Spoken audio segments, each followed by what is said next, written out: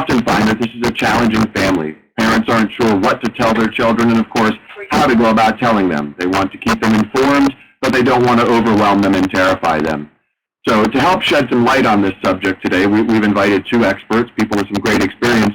We're going to be hearing about the techniques parents can use to teach valuable money skills and placing this really into the context of financial education outreach. Our first presenter is Dr. Kate Fogarty, an associate professor at the Department of Family, Youth, and Community Sciences at the University of Florida. Kate's specialty area is youth development with a focus on 60% extension 4-H and 40% teaching and art in the department here at UF. So she's got some great research. Her previous research, her dissertation, was entitled Long-Term Effectiveness of Early Interventions, and of course has done a numerous amount of both research and outreach in the area of youth development. Our second presenter represents the extension perspective as well at the county level. Nita McKinney is a Duval County Extension educator in Florida, of course, and working for IFAS. Her mission is to increase the financial wellness of Duval County residents. And of course, she holds a BS in Family and Consumer Sciences Education and an MA in Family Resource Management from Purdue University. With 30 years of experience in various aspects of education, Anita brings us a wealth of experience. So very excited to, of course, turn this over to them, and we can learn a lot from them today. So Kate and Anita, I turn it over to you. As always, if you have questions, guys, please feel free to enter these directly into the chat window. I'll do my best to make sure that we're able to answer those questions in a timely manner. Thanks again, and Kate, the show is yours. Okay, thank you very much, Michael. Well, today we are going to talk about how do we raise a money-smart kid. But really, this is more for educators who are working with parents to say, how can we help parents to raise children to be smart about money? And of course, that involves the education of the parents as well and understanding of child development in the process. So to think about, when you ask parents questions, for example, when was the last time you talked with your kids about money? Was it a pleasant conversation? And we do also offer a resource. You might be able to see it in the file share window, Talking with Kids checklist. It's a PDF file. So I just wanted to make sure that you can access that. This is a very good resource for parents that as educators you can share with parents. And also we are going to share about a number of different resources online. And actually Anita McKinney has great expertise in these areas, and she should be on with us shortly. I know she's on the website, but getting into the phone. Okay, wonderful. Good, because I kind of wanted to start, though, with a little bit about what the research tells us. So if we can switch to the first slide. I see. While we're on this beginning slide, just hopefully you have our information, because if you want these materials and some other auxiliary materials, you can get in touch with me after the session's over. And this is Anita. Yes, and on the first slide is our contact information as well. So what does the research tell us? Well, the most recent research we have is from Jumpstart Coalition, and their financial literacy survey is nationwide. And they had actually surveyed high school seniors. It was almost 7,000 high school seniors at that, and they've been doing this for over a decade. And they found that students did know more about income and spending than about money management and saving. And they found, however, that students answered, on average, they got a score of 48.3% out of 100% in terms of the questions. And that makes for about 73% who had failed. And their failure rate was actually kind of low. They were considering 60% as a passing score. And back in the 1997-1998 survey, they had an average of a 58.3% had, was the average score. And they were hoping to, based on education, financial education, to increase that score over the decade. Rather, instead, it's gone down by over 10 points. So that gives us a little bit of a concern here. Going from 58, well, actually it's exactly 10 points, 58.3% back in 1997-98 to what happened in 2008. And this demonstrates a clear need for youth to understand financial literacy. And we can proceed to the next slide.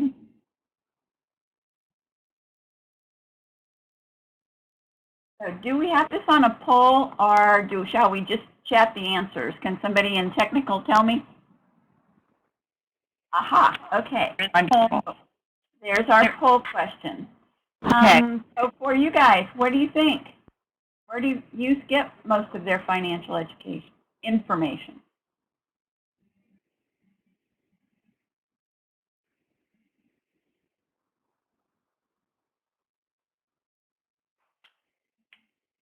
Anita and Kate, this is Lisa at Iowa State University. You can forward the slides yourself on the bottom lower corner of your screen. You'll see those two arrows. You can. Wonderful. Okay.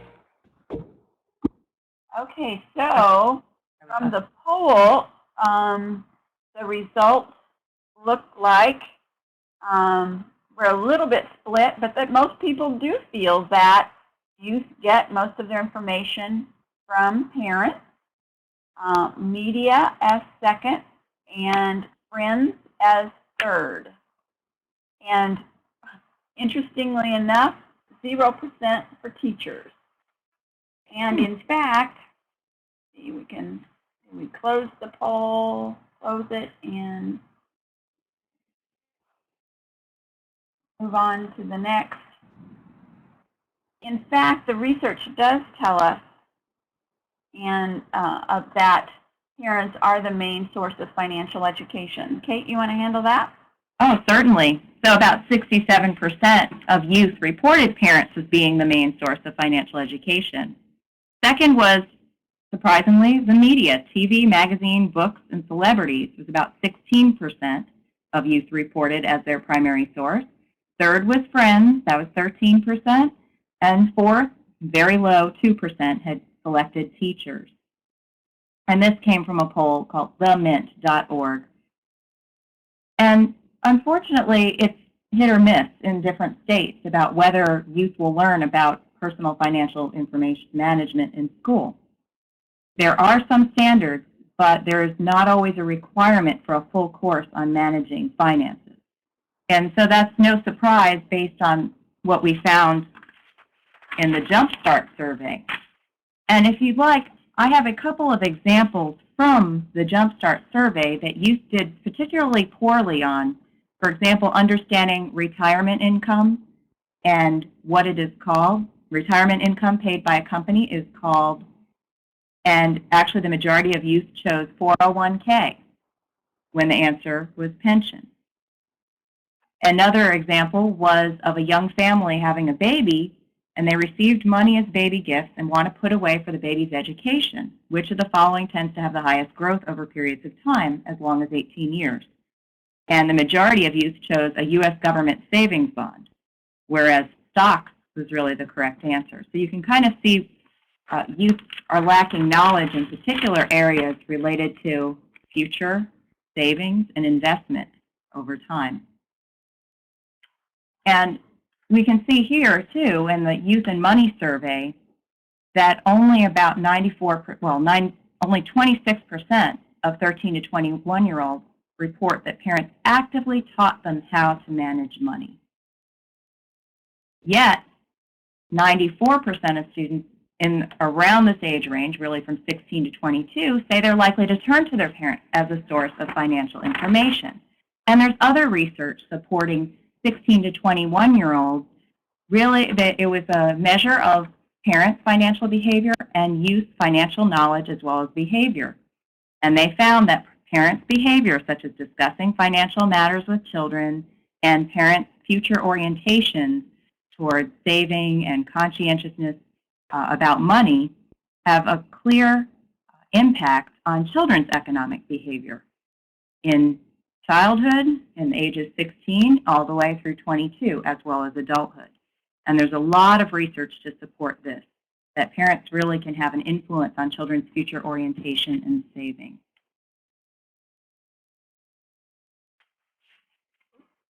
Okay.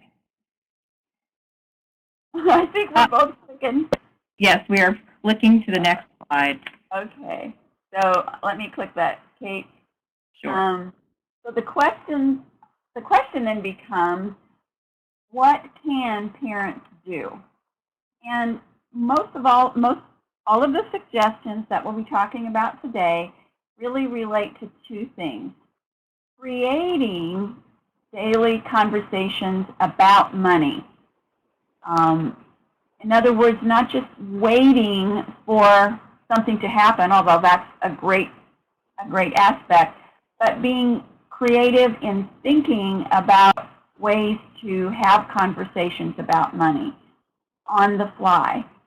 And the other thing that parents do is children watch the parents, what they do, what they don't do.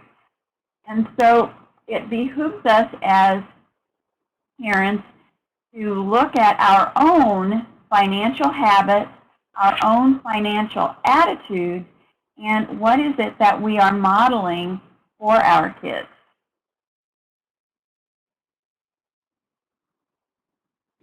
So let's take a minute and look at that second bullet point about financial habits and attitudes.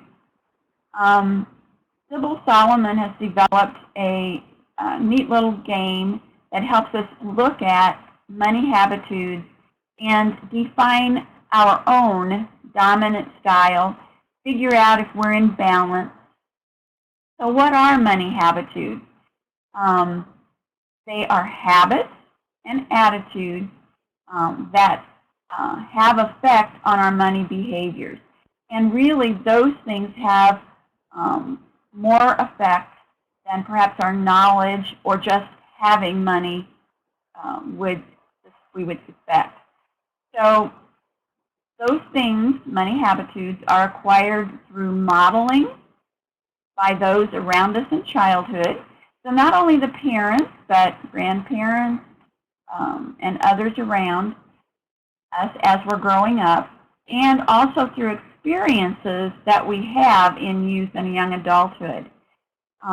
Did we have money to spend? Did we have money to save?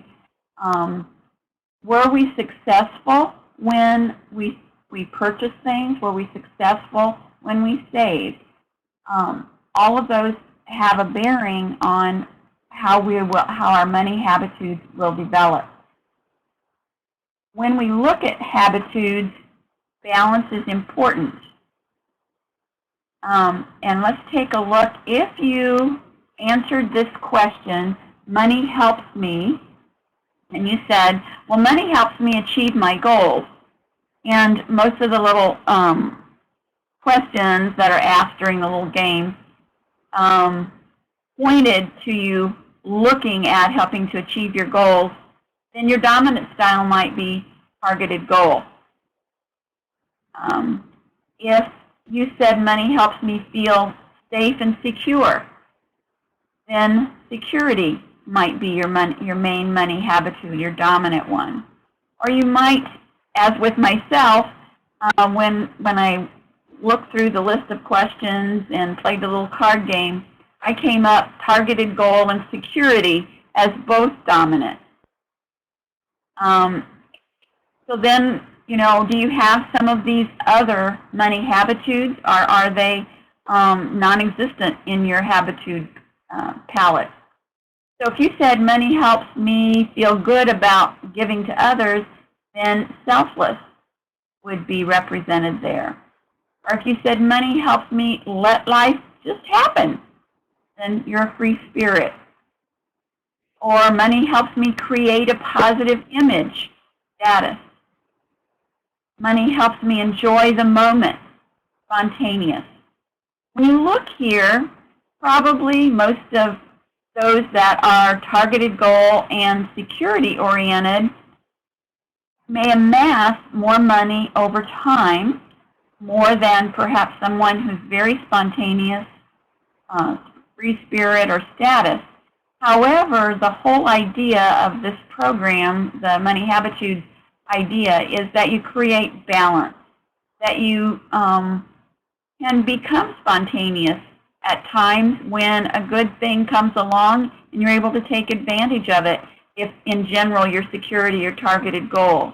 Or if you're mainly spontaneous, you're fun to be around, but you can pick up some of the habits that a targeted goal and security individual might have. So it's all about balance. As you then are with your children, trying to know your styles and develop that balance in your own style, in your own life, helps your kids to learn that balance as they grow up. Okay, and as we talk about habitudes, we are thinking about how we're educating parents as they're educating youth about managing finances. And we think about all ages. Ages and stages differ. And this is sort of a mini lesson in how child development principles of it apply when it comes to managing money and learning about how to handle it. So even as early as age 2, children are learning to count. They may only be able to count to single-digit numbers, but it's a key time to be teaching about money and what it means. And children do understand the concept of money as a medium of exchange. They understand the concept of fair, especially as they get closer to that age 3 to 4. In fact, the way they view friendship is, you give me something, I give you something, and they're learning how to share. So the exchange medium is pretty a strong concept that they're learning in this time. They also can handle coins and bills, but most likely you're better off just having one type of coin. So pennies are great for counting, or single dollar bills where they can learn and apply counting, $1, $2, $3, $4, and how much money they have, and what they can get in exchange for that amount of money. Also, this is a great time to be teaching math abilities in the early ages because it also promotes children's development of math skills. So they actually are more likely to be doing well in elementary school, and those skills in early elementary school actually translate all the way through high school. So starting with a foundation in math education is key. Now, when it comes to wants versus needs, it's a great time to start teaching your child the difference between wants and needs. Kids want many things, and they understand want, but need far less. And so helping them to evaluate, is this something you need or is this something you want? It can help adults control, expenses, and money that would otherwise be spent on wants can be put to work in long-term savings investments, even all the way through retirement. Now, of course, 2 to 4-year-olds are thinking more of the here and now, but as adults, we can always model that example of teaching about future investments. One other thing that's really neat is the counting skills, and they can even start to understand that 5 is more than 4. So this item may cost $5, but this item might be only $3, and they can understand, how much money they're giving in exchange. And by about age 3.5 to 4, children can count from 1 to 10. So they also know that the last number in counting is the quantity of items. So they know how much money they have, and singles and pennies are ideal to use. And they can start to understand subtraction too as well, and it's a great time to learn. So if they have $5 and they buy an item that's $3, what do they have left? And they can count. And so they're learning those skills. So parents who provide more opportunities for counting and talking about numbers help children to develop their math skills sooner. So that actually gets them not only financially literate, but also mathematically literate for when they enter elementary school. And storybooks with money themes are everywhere. In fact, on a previous webinar, someone had mentioned Bunny Money by Rosemary Wells. It was very popular. There are a lot of older books, but then there's a lot more contemporary ones. For example, if you did a search on Amazon.com, ways to teach children about money, and they give you the age ranges, and it's a pretty long, extensive list just on Amazon, but there are many places you can find that simply through a Google search or other resources as well. So there are many books that are available to have, money themes, and in fact, There's even a curriculum we'll talk about at the ages 5 through 7 that's popular out of Penn State, in which they're using storybooks with money themes to help teach children, as well as teach parents how to work with their children in learning about concepts of money. And then as they're learning about the difference between needs and wants, we as adults can teach this, the resisting the urge to splurge on our children. Learning to say no and sticking with it. And rather than, showering children with lots of gifts, maybe gifts that they never even asked for, so they learn the concept of want, and it could be want overkill, and that can quickly turn into child asking for things repeatedly, and then learning, then of course that is the age that tantrums can occur, and it's even okay, for example, if a child has a tantrum, to walk them out of the store, even if it means you have to curtail your shopping trip and remove the child from the situation and deal with the tantrum. That may be a better way to handle this. But rather than setting abundance as a norm for children, learning that they can understand that they can have what they need versus be overwhelmed with things that they want. And of course, you think about the long-term lessons that can be learned from having needs met versus too many wants over time. Okay, I'm going to proceed to the next slide of the bank system with Anita. Okay. Many of us have already used this in different settings when we work with children, is to help them develop more than one piggy bank, because this allows us to look at the ways that we use money. Sometimes we talk about the 3 S's, that we spend most of our money, we save some of it, and we share some of it.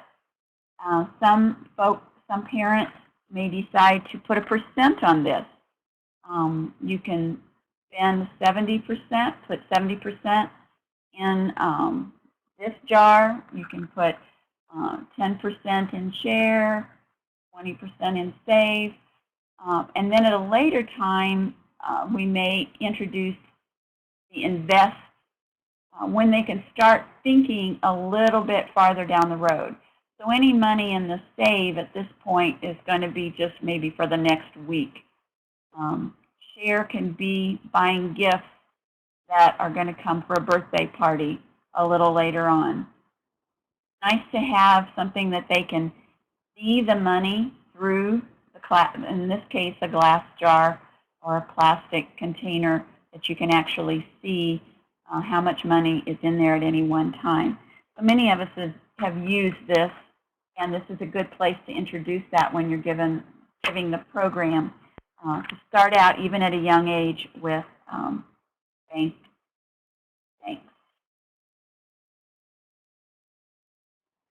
Okay, poll question number 2. What do you feel is the best option for parents to provide children with money? Whenever they ask for it or need it, set an allowance, pay children per task completed, or no allowance. Provide for basic needs, and they can earn money outside the home.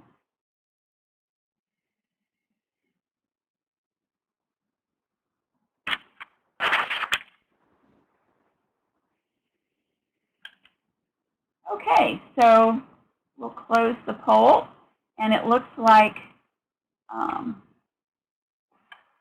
most of us said to have an allowance. And in fact, we do usually recommend that children need to have money in order to be able to spend money.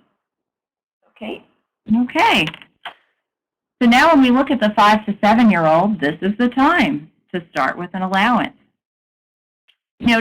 A great time to think about an allowance is it's a way to teach money management. Just like Anita shared, in order to learn how to manage money, they need to have it. And they need very short-term goals, very concrete goals for how they're going to use their money. You can save some in a can or jar or bowl. You can also play the banker, give them a few extra pennies each week. So this is something we can teach parents to do with their youth to save an interest. Also take turns. bringing your child to the grocery store. And you can explain how you shop. And do they notice how you pay for your goods? Do you use cash, checks, or credit card, or a debit card? One nice thing about, goal, they can set a goal for how much money. You can calculate monthly income, for example. You can start having 4 or 5 paydays in a month. If you have a weekly allowance for a child, they can understand how that would add up over the month. So it's a great time for them to be practicing their addition and to think, well, how long would it take for me to save up for this goal in a month? And this is for discretionary items. You get maybe a toy that the child desires, things like that. Or, how much they would like to in the 4-bank system, maybe what they would put away for savings, and learning about earning interest. And I think at this time, you may have to decide, too, it's a time, I probably say at the end of this phase would be a good time to start with a savings account. But prior to that, teaching children more concrete ways to understand interest. So if you give a couple of pennies on top and say, okay, this is your interest rate. I'm giving you a 5% interest rate. And you give them a nickel, for, let's say, if they have 100 saved, things like that. For each dollar, they have a nickel. So you kind of keep, and then you decide, is that a yearly rate? And then try to get them to understand as they're learning multiplication. And that's one of the really neat things, multiplication with savings. And they can also understand how money works in stores and start to learn how to stretch a dollar. You can go to dollar stores, learn about smart shopping, and also when it comes to even dollar stores, how you can, even if you're saving money, does it mean you're spending more? Are you getting more wants than needs while shopping? And, gradually you're teaching children as parents that you're educating to follow their lead. So essentially what's really neat about the whole process is teaching parents, letting them get in touch with their habitudes and their values about money, and how do they transmit those to their children. And ideally, as educators, our goal is to help change parents' views about financial literacy, to change their knowledge, their money habitudes, their abilities, and work with those and transmit those values to their children by understanding key concepts in child development. So as they learn smart shopping and wants versus needs, they also need to think about the different forms of money. If they're going to the store, paying attention to, well, what happens with a credit card? Where does that money go? It just seems to disappear into nowhere. And so for them, it is a really good time to give them concretely to have cash in front of them to see how much you've actually spent. So sometimes monopoly money or other play money concepts can be very helpful for children to understand how much is being spent on different things at the grocery store, food, and other non-discretionary items as well. So they're also learning a lot about multiplication through savings. And if they're multiplying their income over week by week in their allowance, they are learning 4 or 5 times their weekly allowance, how that'll add up at the end of the month. And last, I did want to share about, there's a curriculum and a program that's actually offered through Penn State called Right on the Money, and it's called Talking Dollars and Cents with Parents and Kids. And it's a 4-session curriculum guide that uses children's books to introduce kids ages 5 to 7 to financial concepts on earning, spending, saving, and borrowing money. It's been exceedingly popular and actually implemented through the library system in Pennsylvania. And they have parents' lessons, including tips and tools to influence positively their children's money skills, knowledge, and attitudes. And they also provide a detailed implementation guide with the curriculum to implement the program. So I did want to share that there are resources available as extension educators for this particular age group. Kate, just before you guys move on, Maria had a comment question here, and I'm going to take a look and see what I can find. Didn't know if any of you, Anita, have thoughts about the average allowance amounts that are given per week or per month. What's kind of a reasonable amount? And I'll certainly take a look and see if there's anything in the literature while you guys are. I think we're going to look at that question in a little different way. rather than looking at what is average, looking at what works within your family. So the next couple of slides, we're going to talk specifically about allowances. So again, kids need to have money in order to learn how to use it. But we as parents can structure that experience so they have meaningful experience with the money and learn some of the things that we want them to learn. So first of all, no matter what the amount, we need to be consistent with that amount and consistent with the time that we give it to them. You get paid on a certain day, and just follow that same concept with your children. So that means you're going to have the right cash available at the right time. If children are going to have cash at this age at home, they're going to need to have a safe place that it's stored, depending upon your situation, your own family situation and your neighborhood situation. Okay, so let's talk about setting the allowance. One school of thought says, oh, let's just set it by age. It's $1 or $2 for every age. But that can be very arbitrary and may not match either up or down from what they need. So in other words, a 6-year-old may not need $6 if it's $1 per age, or even $12, and specifically not $12 if it's $2 per age. So that's pretty arbitrary. So let's look at another possibility. It could be behavior-based. Unfortunately, in other words, you do this, we'll pay you for it. It's totally earned money for specific behaviors.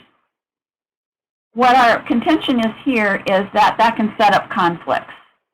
I really don't need that money this week, so I'm not going to clean my room if it was based on cleaning the room.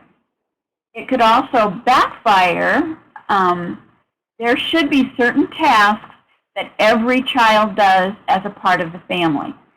So if you are always paying them for certain behaviors, then you ask them to do a task or help out, the response could start to be, well, how much are you going to pay me to do that? We don't want to teach our children that about money. And that's the only way that money is handled. So a third way to think about this might be what we call needs-based. It does help to set some realistic money management skills, but you might also, and we'll talk about how you set up that need, but we may also want some chances then to earn through special tasks. So in other words, within the family, every person has certain jobs that they do that are regardless of money changing hands at that point. And we're sharing the money that comes into the home because we all do these tasks. Then each of us have specific things that we need to handle our money, have our money to do for us. So we're going to base this on some needs. But we also realize that some people go above and beyond, and so there are, and have more needs perhaps or wants, and so we'll have some chance to earn some additional money. So here's how we might set up that needs-based. Have a little list of non-discretionary items. The reason we have children take care of perhaps school lunch or clothes or transportation or toiletries is because they need to learn that we pay for needs, not just wants, not just things that all of our money we get to just spend frivolously. So looking at some of the non-discretionary items, putting a cost on it, who's going to pay for that? Is that the parent going to pay for school lunches through their through a debit card system, or will the child have that money and they pay for lunch with cash or whatever system is involved in that school, and then on down the list. Discretionary items then, and again, those of us who teach budgeting, we're talking fixed, flexible, we're talking discretionary, non-discretionary items. We talk about this with parents. So introducing this vocabulary, good idea at beginning at this age. If they can say the long names for dinosaurs, they can say discretionary items. So what in this time period do they have for toys? Will they need for toys or games or hobbies or music? What donations will they be making? What gifts will they need to handle for parents or going to parties? So once we set that amount, then that's the money that they have to work with, and they have their little plan of attack. So an example might be $17 for a 10-year-old. It's going to cost them $2 for a lunch, and so $10 for that week. They're going to get $7 to take care of those or other discretionary items. Some of the stuff they're going to buy items with. Some they might be saving over a short period of time still at this age, and of course that lengthens over time. And either many families sit down and decide what kind of charity they're going to donate to. And in fact, that's a really good thing for adults to get in the habit of doing, is deciding ahead of time where their donation money is going to go, rather than just waiting for somebody to ask you on the corner or come to your door or give you a phone call. So thinking of those three things and how they're going to spend it, giving them some voice in all of those things.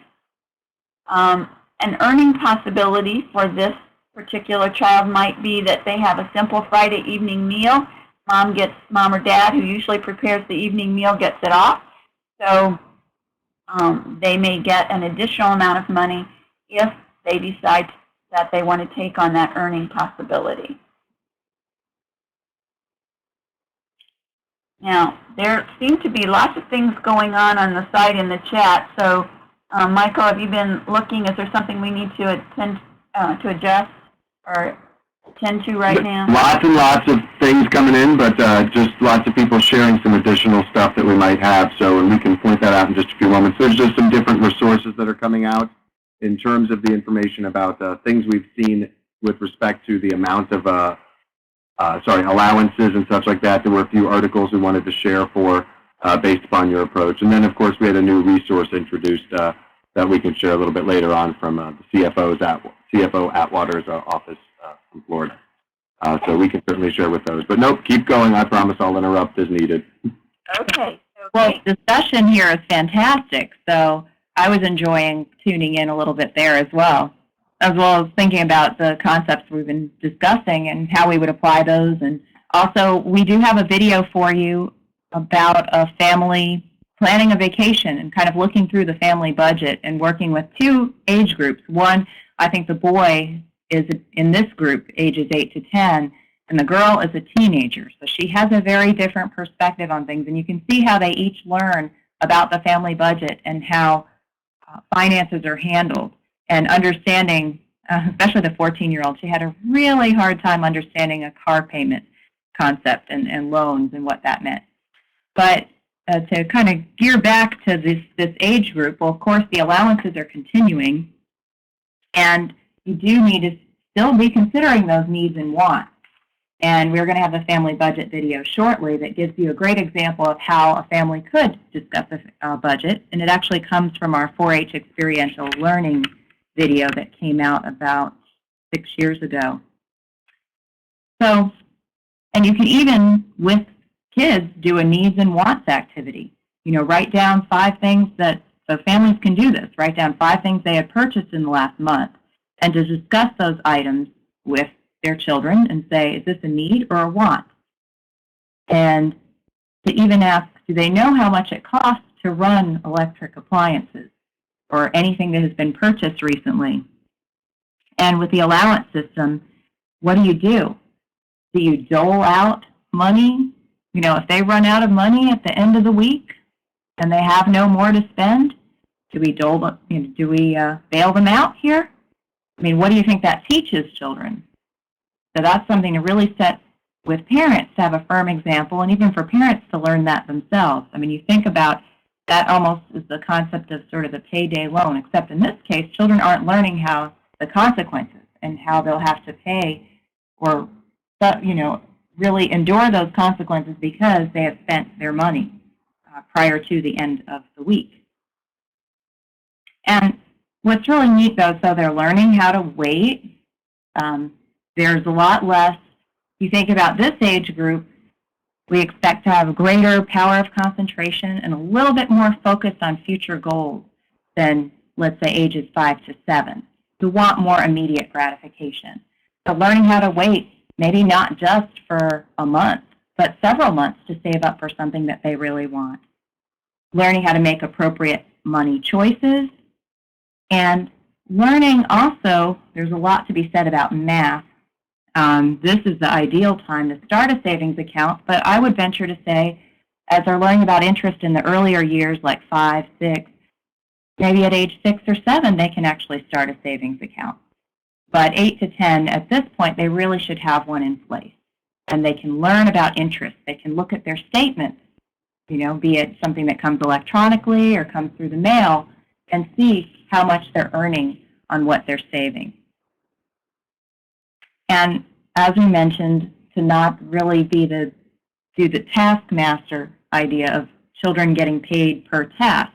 It does make sense, though, that maybe a larger chore, something that's not a repeated one, for example, cleaning and organizing the garage, might be a task for which they earn additional money beyond what they have for their allowances. But this is the ideal time to start good habits. And to add, addition and subtraction they're very strong at this point. They understand multiplication with larger numbers. They're understanding the decimal system as well. And the decimal system is pretty strong with percentages, so they can better understand, what 5% of $100 would be. What would they earn in interest by the end of the year? And addition and subtraction, with the larger decimals, they're learning now about dollars and cents. They understand working with larger numbers with 4 or more digits, and they can calculate their own interest. You can give them opportunities to do that as well. And last, earning power. Money is for more than spending.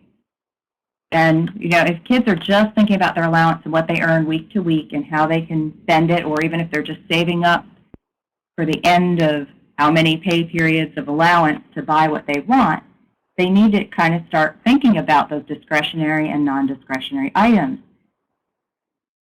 So to think about what are they going to do in the future when they're actually earning money and paychecks, how are they going to handle their finances? So using the 4-bank system is ideal, and even now that they understand decimal, they also understand percentages and portioning out certain amounts of money. So you got to think about maybe 10% of the money that they earn through allowances or that they receive can be put into savings. They have to kind of decide where they want to put their funds, but you're going to really help teach that to children. So now, thinking about, we just talked about tasks, which household jobs might you pay children for? Which would you suggest parents can pay children for? And we'll just ask for your feedback in the chat box.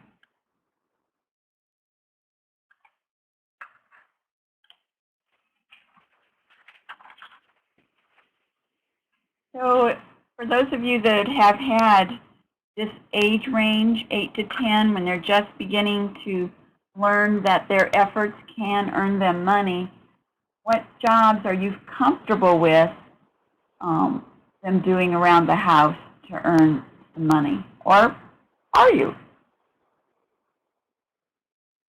So we have multiple attendees are typing, so.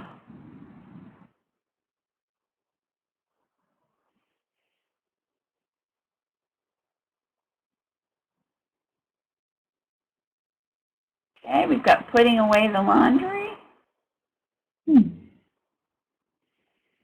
Babysitting.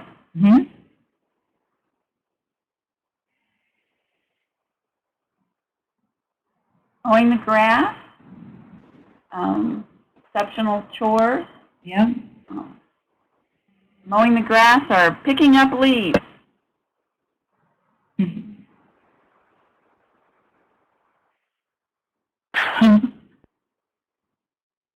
Okay, and we've got keeping the room clean. Some of these things will be items that you decide are just what you do because you're a member of this family. And some of them will be items that you could do that are outside of your normal.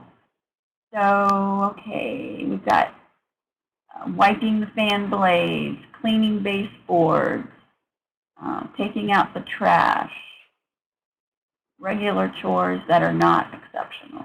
Okay. Assisting with home improvement projects. Absolutely, you're not only going to pay them a little bit extra, but you're there helping them to learn how to take care of the home. And Michael says it's changed as his kids have aged. Very, very true. So anything that goes above and beyond their normal chore list. And I would suggest that you might try to think those things up ahead of time, just like we had in our example, so that they know that these are the things that are coming up this week that we're going to need some additional help with. It's above and beyond, and so this is what we would pay extra for. In other words, Rob says, I wouldn't pay them to make their own bed, but I would pay them to make my bed. Oh, okay. Very good. All right, so we've got lots of good examples here of household chores, because at this age, we're not going to be sending them out much to be making money. We're going to be talking inside, okay? So inside the home. So let's go on. This is a time, is this me or is this you, Kate? Oh, well actually, yes, it's a little bit me, but I did want to make a point that it's pretty crucial that it does change as children age, that there are some chores that seem above and beyond, change from age 3 to age 7. Things that we might be expecting them to do regularly at 7 may not have been something that they could do as well at 4 or 5. So I think that's pretty important to point out. And I was looking through here as far as, those larger tasks, maybe running out of money, but also the tasks such as mowing grass, doing things with the family can prepare them for future jobs outside the home, such as the babysitting or the yard work, where they could start doing that with neighbors and earning additional money outside of the home for, of course, our future age groups. But I've already mentioned this repeatedly, to not revert to that dole system because of what it teaches children about consequences. So if they run out of money before a particular time. Now, granted, you may not have a really large task in mind if they really are desperate for those funds, if they've run out of money right at the beginning of their week. But at the same time, you can strategically plan maybe seasonal chores and times for that, and there may be some hard lean times for the kids if they run out of money at the beginning of the week. What can you do? Where they kind of learn the consequence of, okay, well then I need to start saving more. Or do I go into my savings account? And what are some of the rules established there?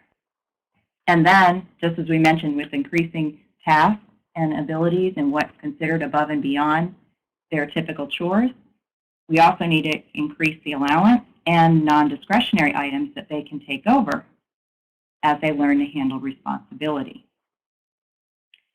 And I guess that could be a whole other open discussion we won't have time to entertain, but sort of what might be some of those non-discretionary items that children at this age group can take over. But we are going to switch over next at age 8 to 10. Really in the early adolescent years is where we can start kind of increasing those non-discretionary items that children can start thinking about taking over. Okay, to the expanded wallet system, Anita? Yeah.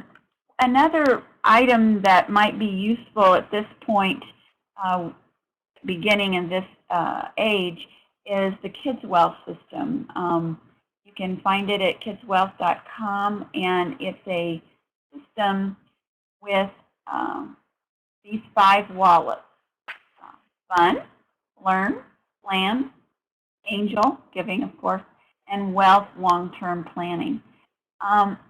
Within this system, they also talk, just as Rob, I think, mentioned earlier in the chat, that depending upon the family situation, these amounts, if you added up what you would have spent on the child for the month, it could be as much as $180, $200. So this particular expanded wallet system does take that tack, that anything that you would have spent on the child individually or that you would have spent for them, they now have that larger amount and put percentages in each of these different wallets and learn with even larger amounts than the smaller amounts we were talking about earlier. Okay. All right. As we get into ages 11 to 13, peer pressure is huge at this age. So much research has shown that, where they work with kids and they're about ages 11 to 12, they're really the most susceptible to peer pressure. So for example, they might give a math problem out to a bunch of kids, and all the other kids will know what's happening, but one will not. And the ones who know, who are kind of in the research experiment, would know and support a wrong answer. And in most cases, the 11 to 12-year-old child who is not aware that what was going on would have the right answer, but succumb to what the other youth had to say. So peer pressure there's a lot of research on this that is very strong. So keeping up with peers, and then I think understanding the needs versus wants and family values can really help them resist some of that peer pressure for spending. And the magic of compound interest. So helping them to understand, if they have a yearly interest, or APR, what does that mean, and how do they earn that over the month? So receiving their statements and reviewing their statements in savings can really be a wonderful way to kind of learn about also compounding wealth. If they keep putting money away, they can start anticipating, how much interest will I earn if I have this much in the bank? And then naturally, we do have to think about, if we're increasing their allowances, what else do we need to increase? How many non-discretionary items they might increase having responsibility for. So if there's a particular type of cereal or something that they really like at the grocery store, can they consider paying for that?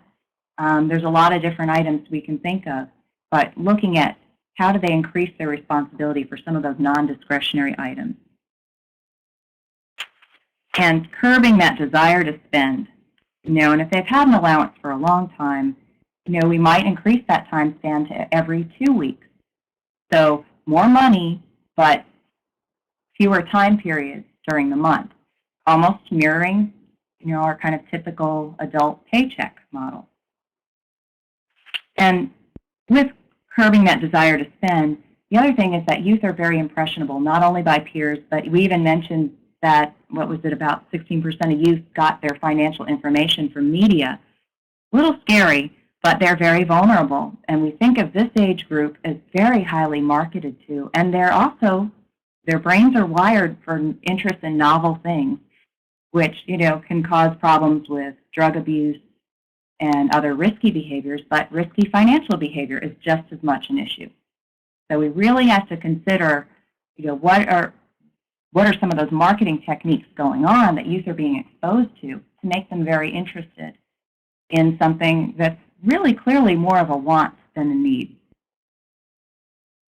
And I think it's a great time for parents to sit down with youth and encourage parents to sit with their youth, review commercials, review ads in magazines, television commercials, and some of the tactics that are used to make someone think that a need, or that a want, is a need. And there's, for example, lifestyle advertisements, that sort of say, oh, if you want to be this type of teen, this is what the product you need.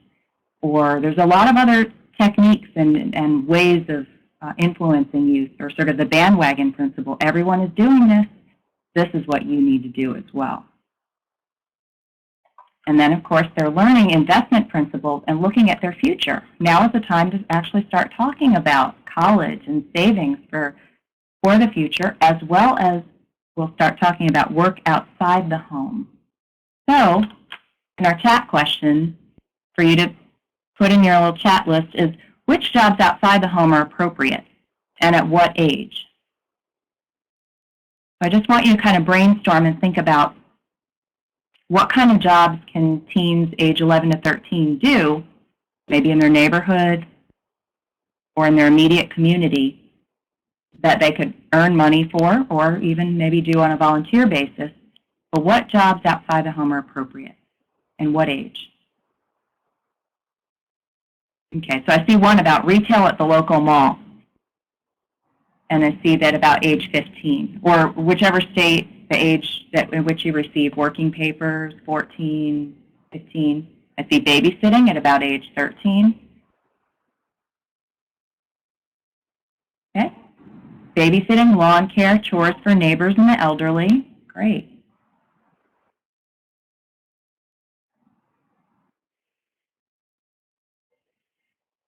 Oh yeah, and as well as working on farms, pet sitting, babysitting, something we can't relate to in Florida, fortunately, snow removal for neighbors. So that's quite lucrative up north.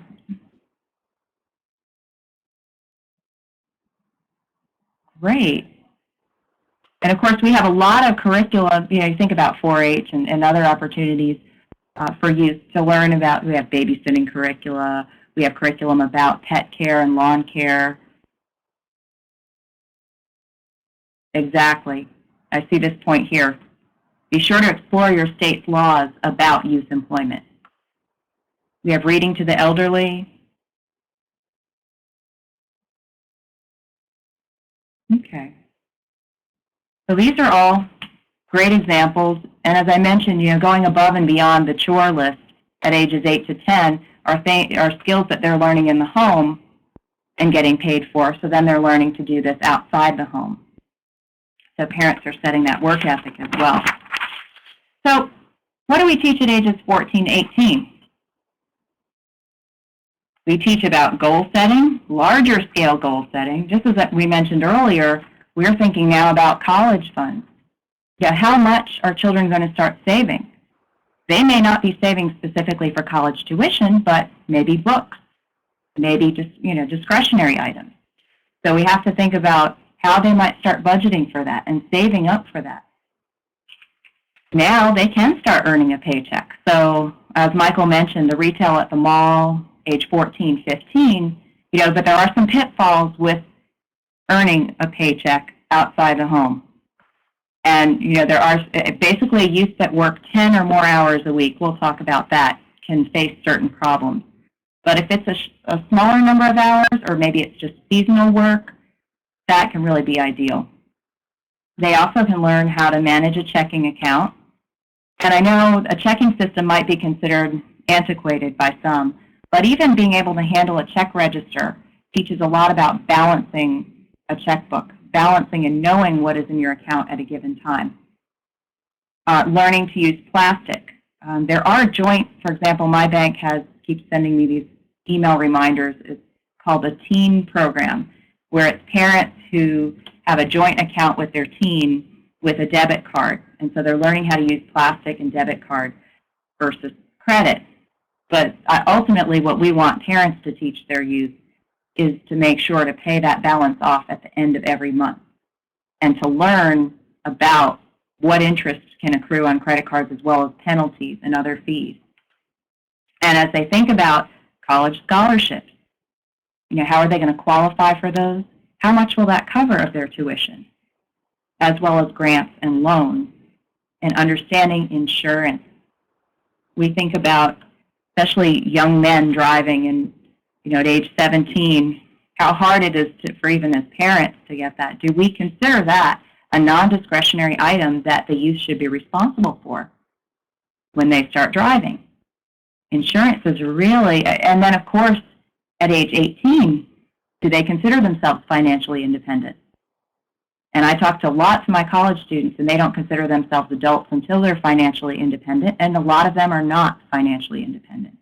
So it's a really interesting concept to kind of learn all these issues. We also would like to show a quick video, but we want them to understand how to be financially fit at this age, to be ready for adulthood. And there are really great resources for that as well. I'll mention on jumpstart.org has what's called a reality check for teens. So if we can show some of this video, it's called There Is No Money Tree. And we're going to show the first few minutes of it and then the last minute of this video. So you might want to turn up your volume. I'll turn down mine, so hopefully there's no feedback. Understanding where the money goes is a life lesson for the elementary age youth in this family. We have discussed about how our finances impact what we can do. I know you guys want to take a trip, so I have gone and looked at some vacation packages. And one package was to Disneyland.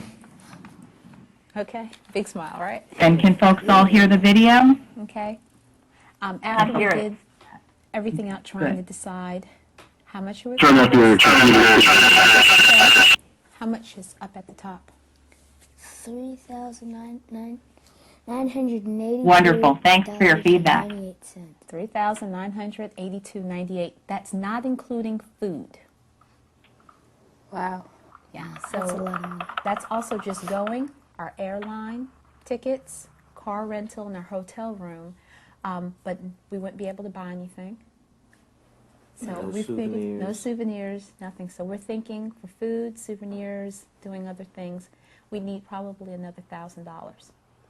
So What if if- we added 1,000 to that, how much would it be? $4,982. We rounded off. What's that? $5,000. 5,000. So basically, that's what we have right here. Yeah, Okay. that's 1 month's salary. Yeah, 1 month's salary right here. That's all the money your mother and I make for 1 month. Wow. So we could do a couple of things. We could say, forget about everything else. Let's go to Disneyland, take the money and run, or we could pay some bills. So what do you think our options are? Well, if we do go to Disneyland, you won't be able to pay your bills or nothing. And if we don't pay bills, what happens? Lose the house. And we could go to Disneyland and eat for a couple of days, and then what? We're out of here. Then we could eat again for the rest of the month. Well, there's an alternative. What else could we do rather than go to Disneyland? You pay the bills. Well, I mean vacation-wise. Somewhere less expensive. There you go. So we looked at another one we know you guys like, and that's going to Busch Gardens, Williamsburg. No, this one's how much? Well, down here for our tickets, hotel, and then not only would we get to go to Busch Gardens, we could go to all of the theme parks. We would go to Water Country USA, Jamestown Settlement, Colonial Williamsburg, in addition to being able to go to Busch Gardens. And then we could also stay for 5 days instead of 3 days. But would we have money for food? Plus, well, ticket costs for that are $566.75. The hotel total is $159.80, and the whole package is $726.55. But that, like you said, it doesn't include any food. So we figured with food, gas, wanting to buy things, $1,500 total. That's a lot cheaper. Yeah. 3,000 to 15 to 15. But before we could put down $1,500 for a trip, what else do we need to do? Pay bills. See what's left over. So that's what you guys are going to do. You're going to look at the things that we pay each month. and we want you guys to pick a pile. Health. No, not a pile of money. We want you to pick a pile of bills. And then you're going to pay them. I'll take the one. Which one is that one? Clothing, $327. Oh. Start with your 20s. What comes with the daddy one side of the You put salt And the North Carolina State Tax Man thanks you. Groceries, $402.98. Why do you think pay that much? Because we buy a lot of food. Social Security. Yes. We have to pay for that? You guys do for regular basis. Yes. Fast food, $44.85. You think that one's important? Not really. Not really. Retirement. Yeah. You can just put it on top. Your mother and I could come live with you when we retire. No. Okay. That 11 right here. We'll pay retirement. Huh? 20, 40. What is that? Electricity. Electricity. Do you think that's important? Yes, very, very, very. Very important. $143. 40, 50, 51, and 50. 143. 40, 80, 100, 200. 40. What's Cell that? phones, How much? $119.98. Cell phone's important? Yes, because if you get stranded out in the middle of the road, you need to call a tow truck or something. Okay. That's what we pay to keep our cars. Oh. Like We you, didn't buy our cars all at once. so like you have to pay for your license plate? No. Well, the car costs a certain amount of money, and they tell you if you pay us this amount every month, you can have the car. Every month? No, I've already took some out of that. For 3 years, maybe 5 years, and after you finish paying for 3 or 5 years, Your car is the done. car is yours. Okay, what's that one? Loan repayments and credit cards. Okay. $319. Yes. Thank you. Very You much. get to keep your car another month. I gotta pay that every month? Every month. Wow. All right.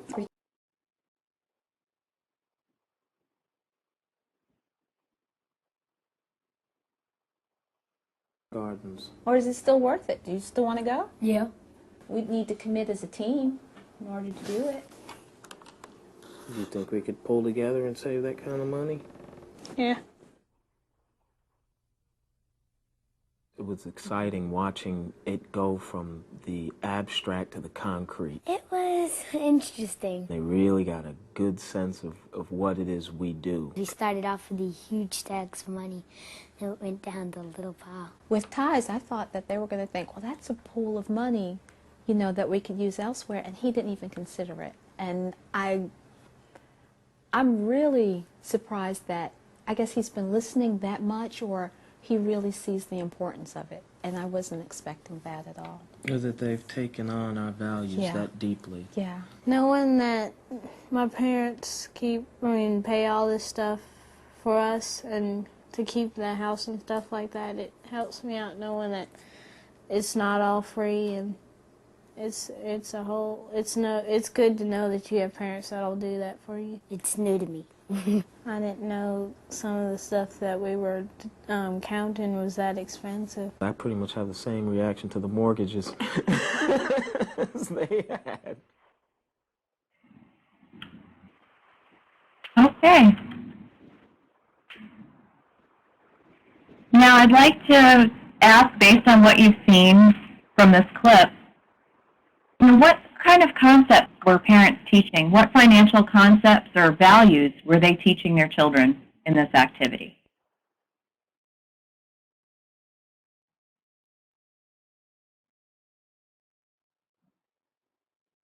Mm-hmm. Yep, a finite income, needs versus wants.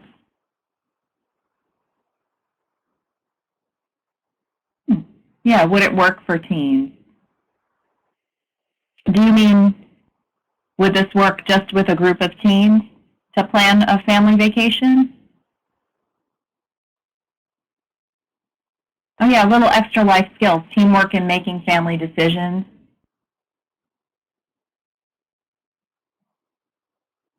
Yeah, and also being very open about the family's finances.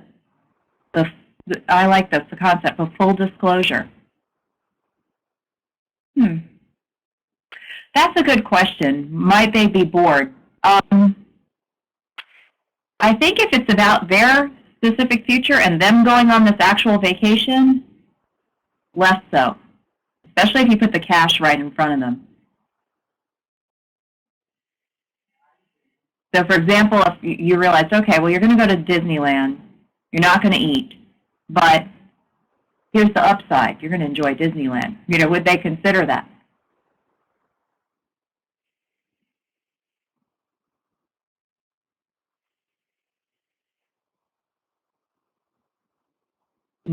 Oh yeah, that's another feature. Engaging teens when you make a learning experience competitive. Yes, they really enjoy that. But when you make it very real to them and their personal experience. So for example, I guess if you had just a group of teens without families in an educational setting, they could actually consider this and do this as homework, and then you suggest work it in with their families about planning a family vacation. Okay, great. I'm going to I'll throw this one in. I think this is more concrete how the family is doing this, but also used. I think it's called Budget in a Box. It's been around the extension quite a while. You use play money and budget categories, and the youth figure out how much they think they would spend in each of those categories. So it's another way. Parents could do that as well as in groups of teens. Okay, so we need to move on. Yeah, and you can also see the differences between how the younger son processed information in a little bit more of a concrete way than the older daughter. Was a little bit, she had a better concept and grasp of some of the more abstract concepts, such as loans and, well, the monthly payment on the car. That took her quite a lot to grasp. Okay, so some other options, and I've already mentioned these in the prior slide, but we do have alternative accounts with debit cards that parents and teens can manage together, and that can encourage the beginnings of financial independence, but there's still quite a lot of financial accountability involved in that. There's also alternatives to check writing, but it's a great idea to have, consider the check register or find some way, be it internet-based or program in which to manage finances and manage spending and knowing how much is in their bank account. And then there's text messaging. We've talked about themint.org, but there are other programs very popular among college students as well as teens. Mint.com, for example, can give you text messaging about you've overspent on this category, or this is where your balance is. You might want to be careful about your next purchase. And I also mentioned Jumpstart Coalition. There's all the other sites that we'll share with you at the end have a number of educational websites for youth. So we'll go to the next slide. Okay, and teens with jobs. I think we really need to continue the allowance. Understanding the teen can probably take more responsibility for day-to-day financial responsibilities, such as groceries, other things. They can start bringing more income into the household and contributing in different ways. But at the same time, you don't really want to stop that allowance because, you continue as well as we don't want the incentive to get a job to be taken away, but they need to learn to pay for more of their needs. And you can use budget sheets, for example, some of the ones that Anita just shared with us, and also keeping work in perspective. This is a great time, as I mentioned, to budget as well as understand your finances and how much you have available to you. But the problem with teens and jobs is what's called occupational risk. We think about all kinds of risk behaviors. Teens who work, especially more than 10 hours a week, are more likely to be involved in a lot of risk behaviors. It could include drugs, drinking, and some of the other Then there's the lesser risks, such as stealing from a workplace, but those are still pretty substantial problems. So we have on-the-job hazards as well as, we have teens working with maybe 20-something-year-olds who are involved in other risk behaviors. So we really have to kind of think, too, what it does for their education. So if you're working 20 to 30 hours a week, how does that affect your high school grades? So we got to watch for those warning signs of slipping grades, stress, spending more time away from family. But the positive side is that this is a prime time for saving and investing and deciding how much they want to put away for college. So, and to consider those future goals for adulthood. This is even a good time to start thinking about what is a Roth IRA. And if if they want to start putting some of that away. The Roth, if you've been working with financial planning, might be a good vehicle because of the options available in the Roth. So starting to talk about that at this point is good. Also starting to look at some of the vocabulary around investing, that you don't put all your eggs in one basket. What's a mutual fund? These could be things that you could start talking about with them, because now they can start thinking ahead a little bit. Okay, so when is it a good time to talk? Of course, sitting around the breakfast table, an article in the newspaper, planning some events when we're together. Sometimes in the car, everybody gets on their own little iPod, and there's not much discussion. But you might want to consider that you have some time in that car where those personal devices are not what we're going to use. We're going to just do some discussion. Playing the "is this a need, is this a want" kind of game for the younger youth.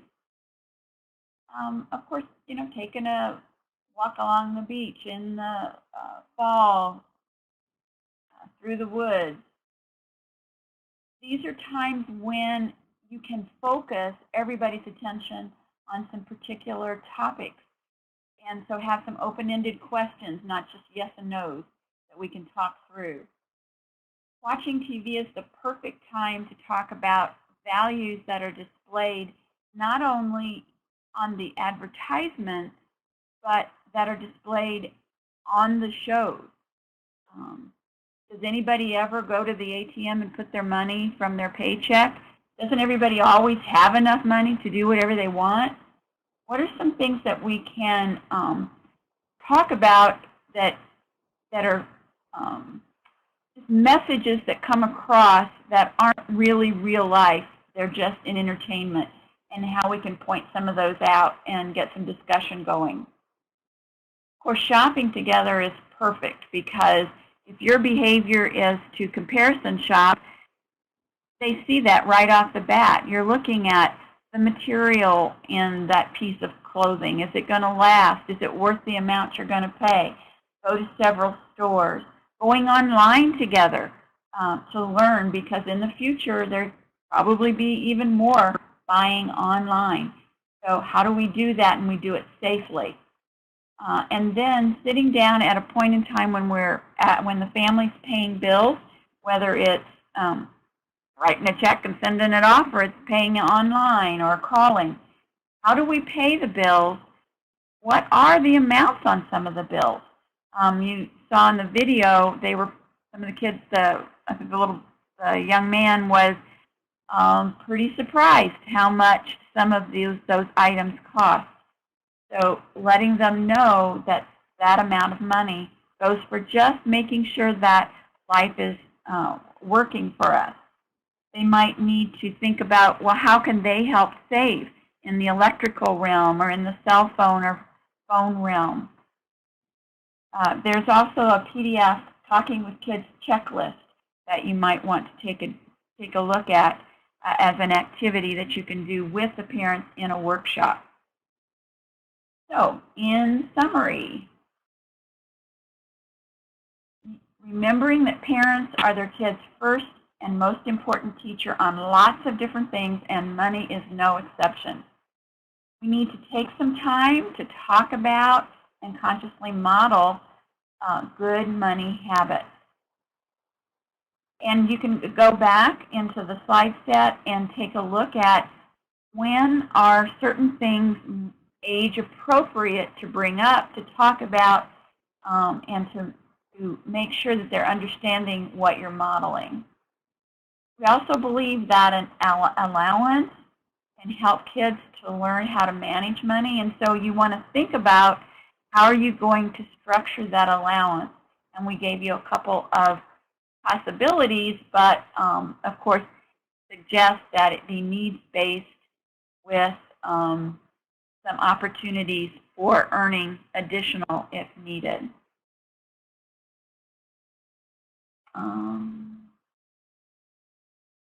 Here are some raising a money smart kid options.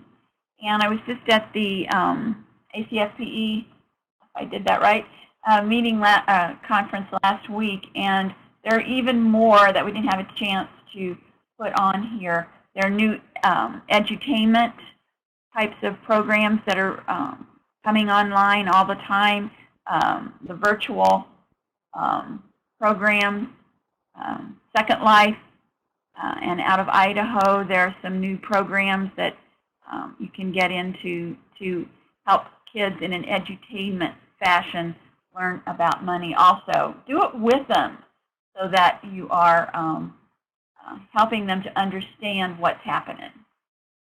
Okay. Anita, could I just add real quickly, this is Mike Gutter, I just wanted to add as well that Doorways to Dream, which is a great foundation, just created a new app called the Celebrity Calamity app for those of you with iPhones and iPads. This is an app specifically designed to teach a little bit about money management, budgeting, and really in a fun game format. So strongly recommend that for those of you with smartphones or iPads or Macs another way to check that out, because I think you'll really like that app. It deals with a lot of the same issues that have been talking about today in terms of what's appropriate, as well as putting the money management to a really fun format.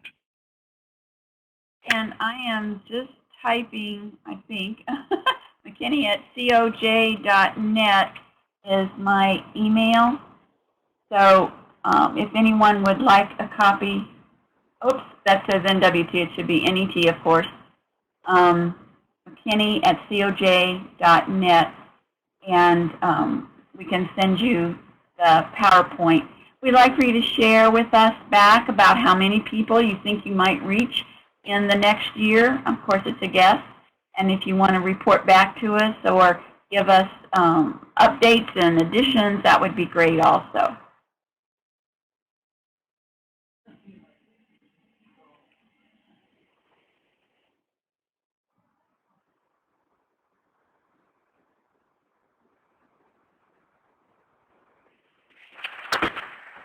And I have a couple of emails here, and if Anita, you don't mind, I share the PowerPoint. And I know I'll find the one that you shared previously. Yes, and in fact, if you all would like, I'm happy to post the PowerPoint and the files to the bios page, which is the page where, of course, this web conference will be archived. So for those of you who are attending or worked with others here, you should be able to go back to the same link where the bios were viewed, and we'll be able to post those files there with our speaker's permission, of course. Yeah, I think we'll do the PDFs there, but if you want the actual PowerPoint, I'd like to have that contact directly to me. Very fair, and I can put all of that into the website for you, Anita. Thank you. As most of you have figured out, we do have a few end of the session questions that I wanted to just make sure everybody was taking the time to answer, giving of course, our speakers a chance to close out and comment. But before any of you signed off, I wanted to make sure you had a chance to share your thoughts on this web conference with us, of course. And as always, we look forward to your feedback and welcome any suggestions or comments you have in making this even better. And as always, I'd also like to thank the folks at eExtension, the Financial Security for All Community of Practice, as well as our partners at the National Extension Association of Family and Consumer Sciences and the Association for Financial Counseling and Planning Education to, of course, host and promote this web conference for us. So thanks again, and thank you again to Jeannie and all of you and at eExtension for us for letting us use the technology today. As always, Anita and Kate, did you have any final thoughts you wanted to share with everyone while they're filling out the polls? Oh, no, I'm very pleased. Thank you for all the support that you've provided. I really appreciate what you've done and all the groups and eExtension. I had no idea we could give you a video in a matter of minutes, and they had it all uploaded and ready to go. Amazing. Very impressive stuff. And just a reminder, everyone, to stay tuned. We will have additional web conferences coming up in January, just in advance of Valentine's Day. We will have a special conference featuring another professor from the University of Florida, Victor Harris. We'll be talking about helping to strengthen couples' communication about money management. So look forward to that. If you don't get the announcement in the next week or two, please feel free to email me directly, of course, msgutter@ufl.edu. Otherwise, thank you all for attending, and feel free to share the archive file with any of your friends or partners. And at this time, I will, of course, bring the web conference to a close. Thank you all for attending. Thank you. And bye.